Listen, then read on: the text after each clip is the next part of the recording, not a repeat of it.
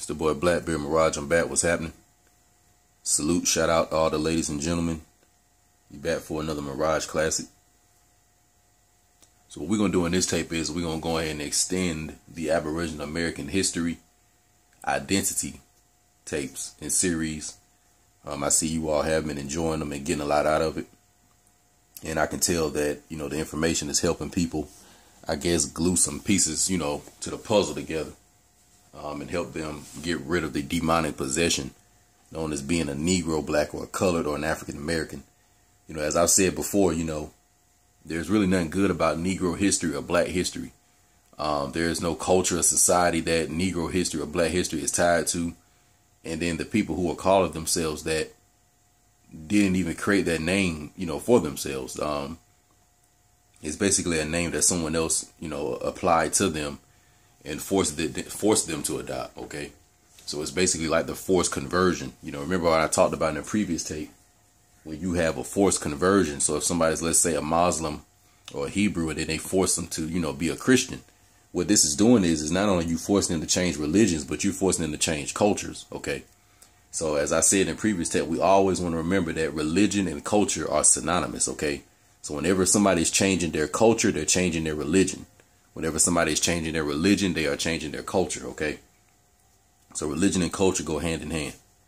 Now, one thing that we know about in religion, most people in this country deal with, Judeo-Christianity or Christianity. And in the Old Testament, it talks a lot about, the Hebrew Israelites, okay, or the Israelites, the empire of Israel and the kingdoms of, Israel, okay? Now, it's very, very interesting how you have the original 10 tribes of Israel, which later became 12. But you have these 10 tribes of Israel, okay? And within these 10 tribes, you have a lot of, sub-families that break off of them. But nevertheless, they all come from the same nation. They even come from the same ethnicity. They just come from, a different, position in the family, basically. So you had 12 tribes, of Israel total, but they all came from, of course, the patriarchy of Jacob, Isaac, and Abraham. Okay, so this kind of correlates the way we look at so-called Native American history, because you may have, let's say, the nation of Israel, just like you have, let's say, the nation of America. It's just like you have, the tribe of, let's say, Levi. Then you may have, let's say, the tribe of Judah. And just like we have, let's say, the tribe of the Choctaw, then we may have, let's say, the tribe of the Delaware. Okay. So when we talk about these various Native American so-called tribes, these also represent the various tribes of Israel. So today we may have thousands of so-called Native American tribes, but in the ancient times, we all extended from one of these 10 to 12, Israelite Aboriginal families. Okay. These ancient old Ethiopian so-called families, because you'll hear that word Ethiopian used.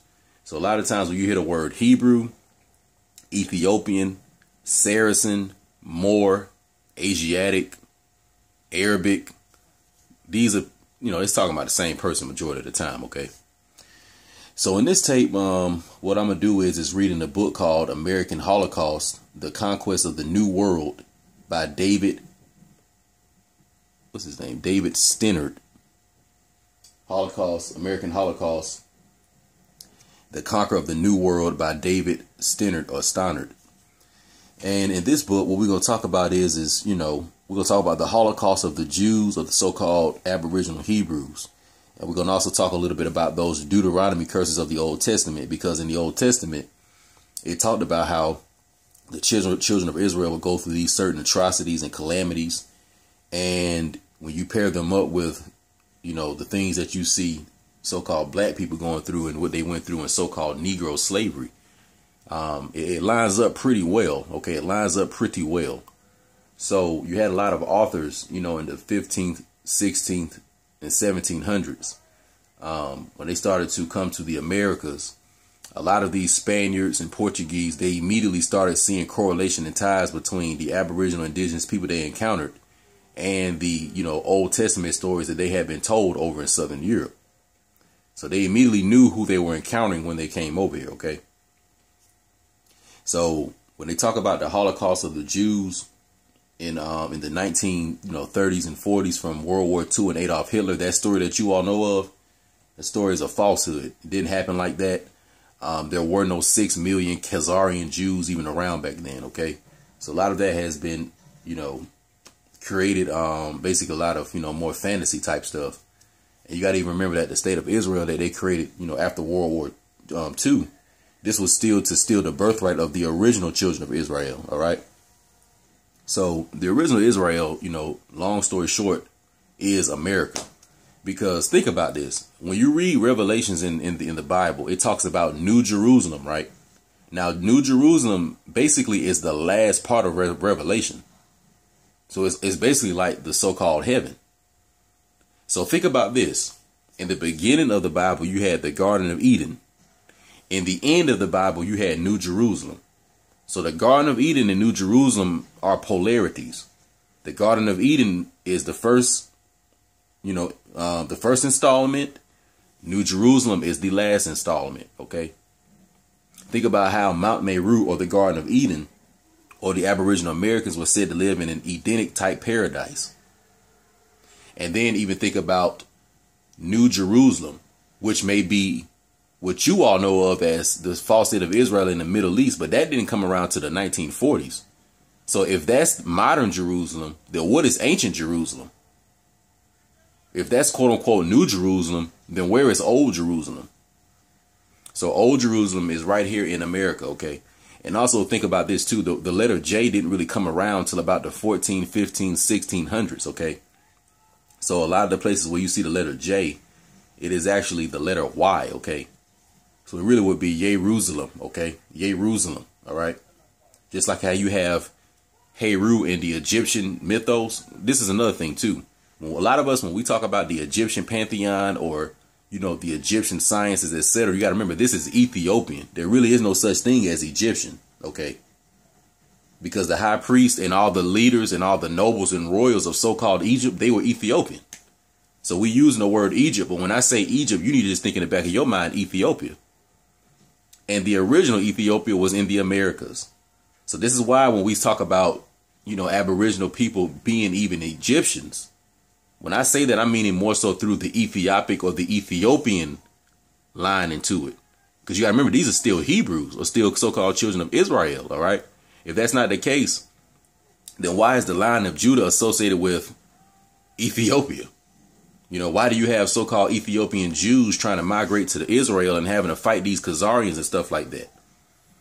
So if there was no connection between Ethiopians, Hebrews, and then the high priest class of ancient Egypt, then a lot of this stuff wouldn't exist in the literature and then we want to come across it. All right. So continuing on, we're about to go into this book, American Holocaust, The Conquest of the New World. And I will give you the last name of this author. It's David E. Stannard or Stannard, but I'll give it to you after I get done reading. As I said, we're about to go into the Holocaust of the Aboriginal Hebrews, which really is the same fake Holocaust that the so-called Jews tried to recreate in the 1940s. So when they slaughtered the Hebrews or the Aboriginal Indians or the American Indian, when they came and slaughtered us, the different Spanish and Portuguese from those early invasions, this was they tried to create a false recreation, another version of this in the 1940s. All right. Now, when I read this, I want a lot of Aboriginal women to listen up, because in some of these accounts, I'm going to go into some pictures and it's going to talk about some of the crimes that were committed on the Aboriginal people. Some of the sick, grotesque things that were done. But I want you Aboriginal women to pay a lot of attention to show that, this is war that we are in. You are just as much a part of this as us.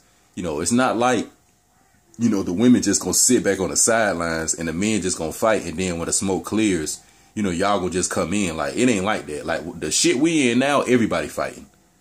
Like, this shit is like, no, everybody's fighting. Like, everybody gonna have to fight. Everybody gonna have to, contribute to this thing in some form or fashion.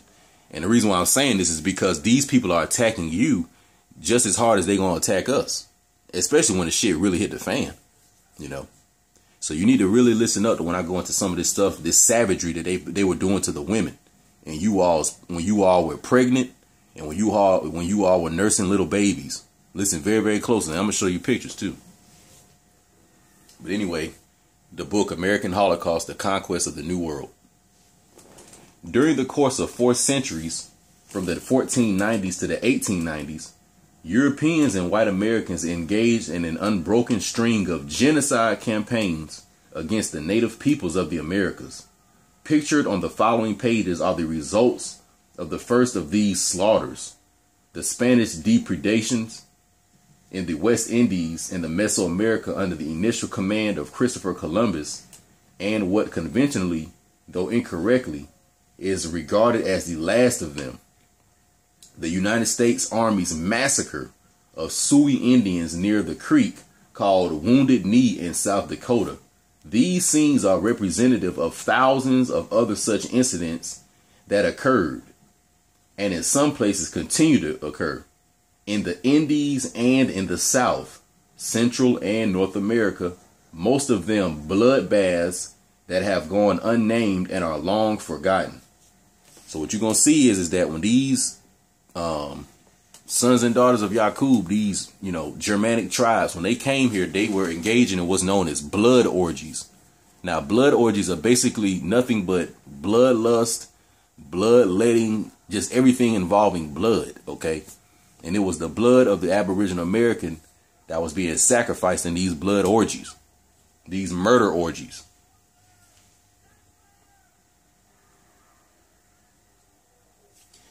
The illustration of the Spanish cruelties are by Jean Theodore and Jean Israel de Bry from a 1598 edition of Bartolomé de las Casas' brief account of the destruction of the Indies. The accompanying captions are drawn from Las Casas' descriptions of the events he witnessed. With 2 exceptions, the photographs from the Wounded Knee massacre are printed here with the permission of the Nebraska State Historical Society. The exceptions are the photograph of Bigfoot from the National Anthropological Archives of Smithsonian Institution and the photograph of General Colby and Zincta Lanuni, which is printed by courtesy of Denver Public Library's Western History Collection. Quotations in these captions for the Wounded Knee photographs are from Robert E. Jensen, R. Eli Paul, and John E. Carter, eyewitness at Wounded Knee, Lincoln University of Nebraska Press, 1991. So what I just read is basically giving you a background of some of these pictures that I'm about to read, the descriptions, who drew them and what was going on. So the pictures I'm about to show you are from the 1598 edition of A Brief Account of the Destruction of the Indies. So that means that these Spanish cruelties were recorded by different Spanish and Portuguese writers and stuff like that. And it was going on, of course, from the 1400s all through the 1800s. So that is what I'm about to read and show you, the different slaughters that were going on here in the Americas. In particular, one called Wounded Knee in South Dakota, where the Sioux Indians were slaughtered by the United States Army. Okay, so that's another thing. I know some of y'all may be in the armed forces, and stuff, but just want you to know who you've been fighting for, So let's get this thing popping. So the first thing is we have a picture of a series of hangings right here. And let's read what it says. So let's see the picture. It says, "The Spaniards took babies from their mother's breast, grabbing them by the feet and smashing their heads against rocks. They built a long gibber long enough for the toes to touch the ground and prevent strangling, and hanged 13 natives at a time in honor of Christ our Savior and the 12 apostles. Then straw was wrapped around their torn bodies, and they were burned alive." So here you have right here an illustration of a Spanish Germanic tribe, barbaric invader. And as you can see in his hand, he is slinging 2 babies.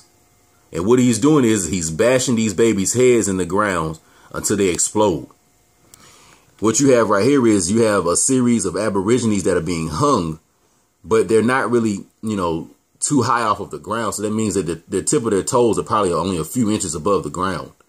And they actually are also, above a fire. So what ended up happening here is that these Aboriginals to prevent strangling were just held, in this position in honor of Christ our Savior and the 12 apostles. So they're saying that we're going to slaughter the Aboriginal woman's baby.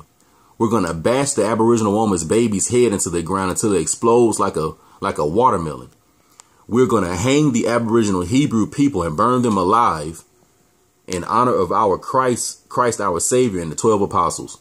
So this is picture one. Okay. So all you so-called black women out there, this is what they was doing to your babies. That's right. And they still doing this shit. So don't want to hear no shit about men need to be fighting. No, you need to be fighting to protect your own shit too. Look at what they doing to you.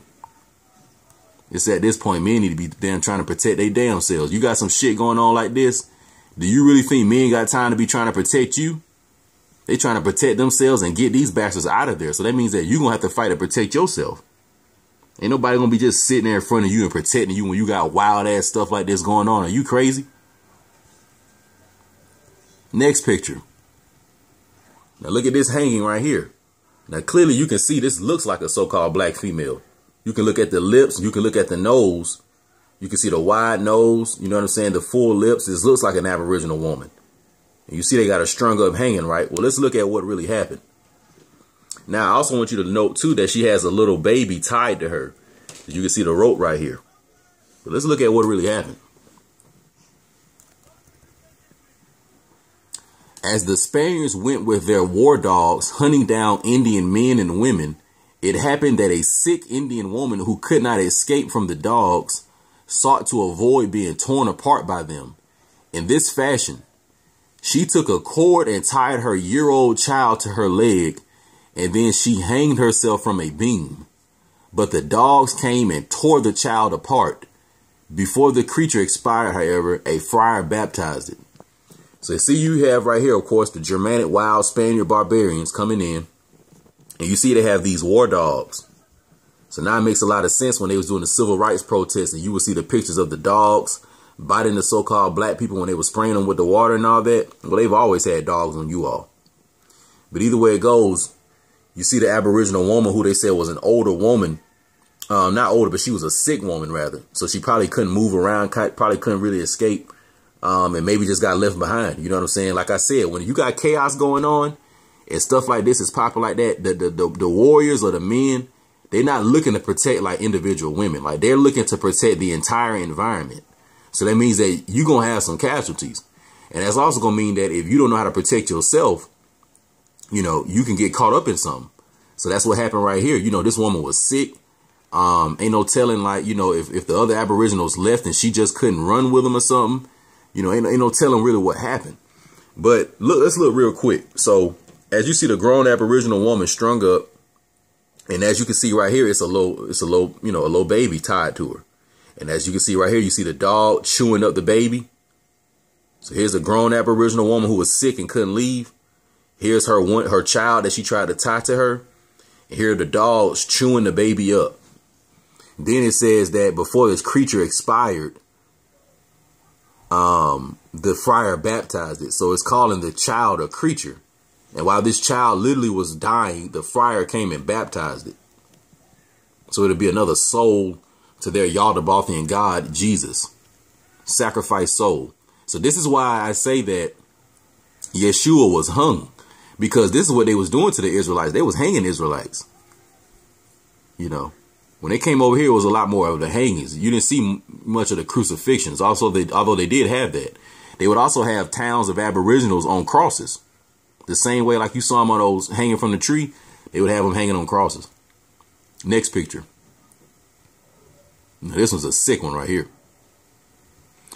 They would cut an Indian's hands and leave them dangling by a shred of skin. And they would test their swords and their manly strength on captured Indians and place bets on slicing off of heads or cutting of bodies in half with one blow.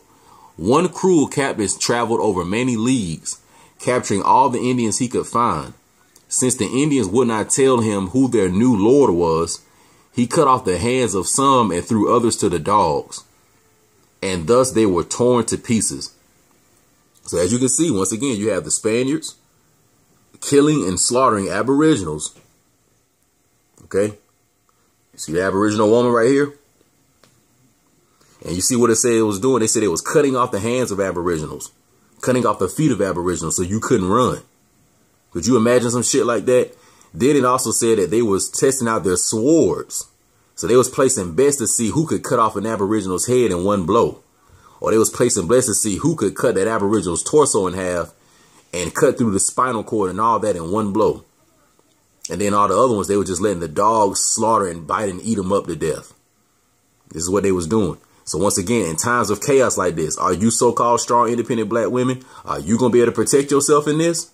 Because it's coming back. It's going to come back to this, man. Like I said, you had the Garden of Eden in the beginning. You're going to have the New Jerusalem in the end. If the Garden of Eden started here, that means New Jerusalem's going to be here. So that means it's going to have to be another holy war. It may not be in our lifetime or not, but nevertheless, this shit going down. You better believe that. Another slaughtering. Let's look at this one. The Spanish treated the Indians with such vigor, or such rigor, and inhumanity, that they seemed the very ministries of hell, driving them day and night with beatings, kicks, lashes, and blows, and calling them no sweeter names than dogs. Listen up, women. Listen up, Aboriginal women, strong, independent black women. Women who had just given birth were forced to carry burdens for the Christians, and thus could not carry their infants because of their hard work and weakness of hunger. Infinite numbers of these were cast aside on the roads and thus perished. So what you have right here is that they were literally working Aboriginals day and night, beating them, kicking them, whipping them to death, giving them all kind of death blows, calling them all kind of names and stuff, the same way you see them doing black people today. And then it said that women who had just given birth had to carry hard burdens for the Christians. Now, mind you, they saying hard burdens for the Christians. They're not saying the Europeans. Because didn't I tell you that culture and religion is synonymous? So although they saying Christians right here, I know they're talking about basically European Caucasian settlers. But either way it goes, you see the Aboriginal woman right here running with her child and the Spaniard chasing her. But it said that they had Aboriginal women working so hard that they had to literally abandon their own babies on the side of the road. So could you imagine just going down the side of a road and seeing a bunch of dead babies? It says infinite numbers of these were cast aside on the road and thus perished. They're talking about infinite amounts of infants because their mothers were working so hard and they couldn't even feed them. So this is the type of stuff they was doing to the Aboriginals or the Israelites.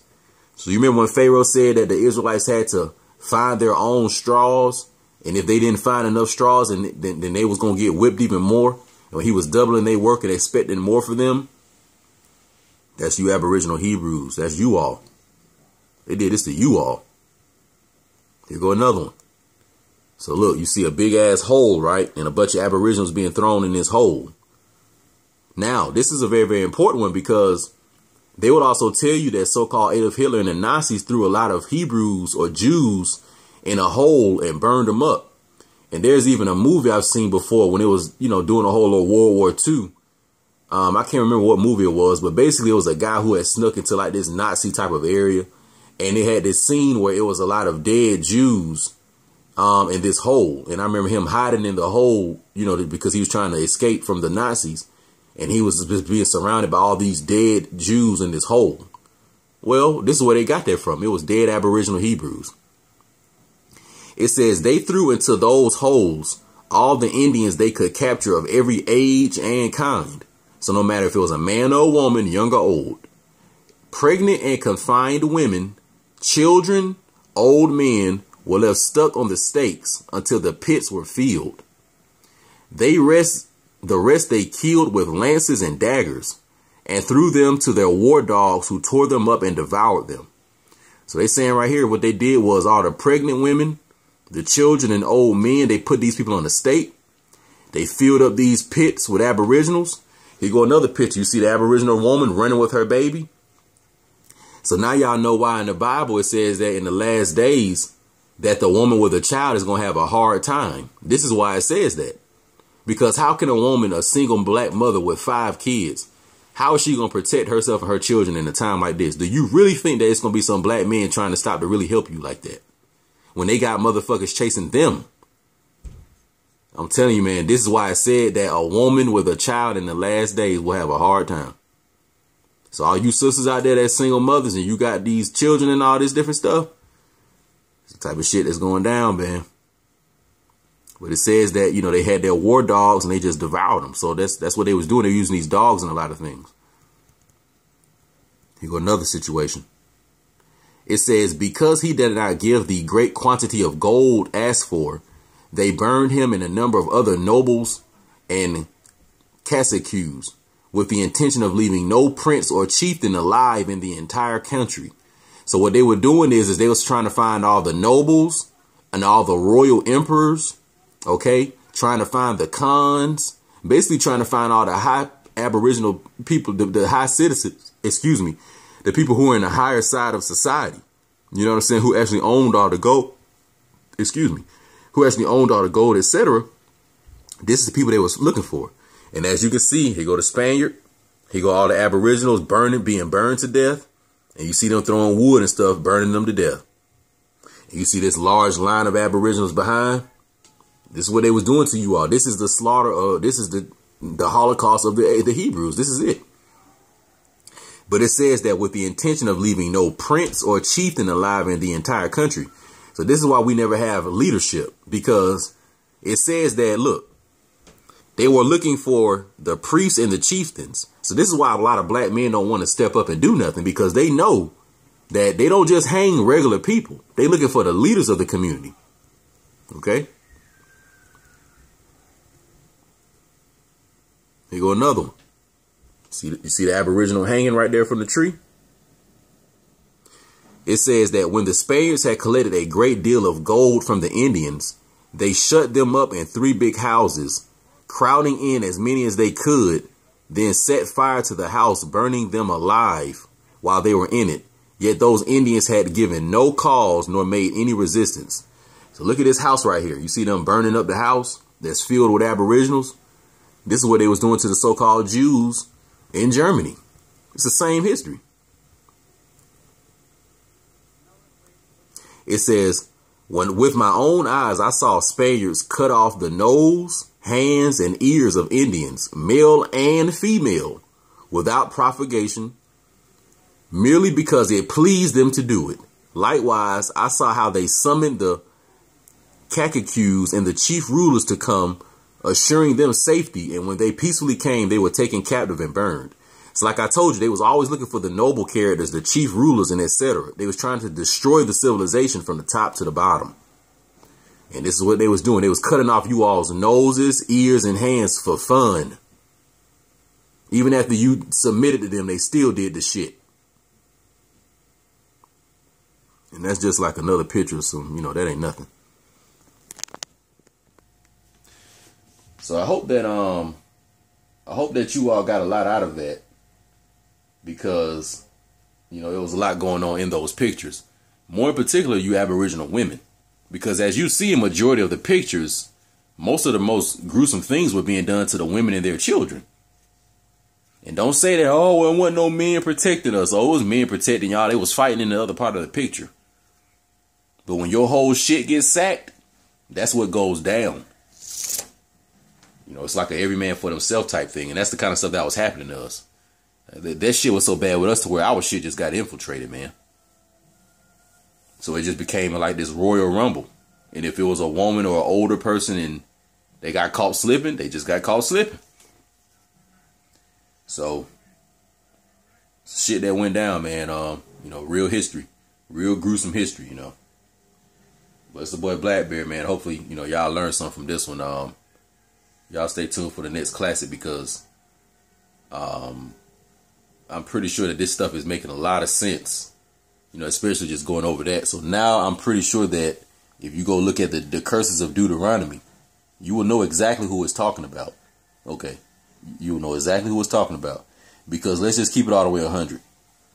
First of all, so-called white people or Caucasian people are already the minority on the planet. It's already, you know, they're already outnumbered by people of color, okay, dramatically. So that means that, you know, between World War I and World War II, because in World War I and World War II, they already killed, what, damn near like 100 million of their own people.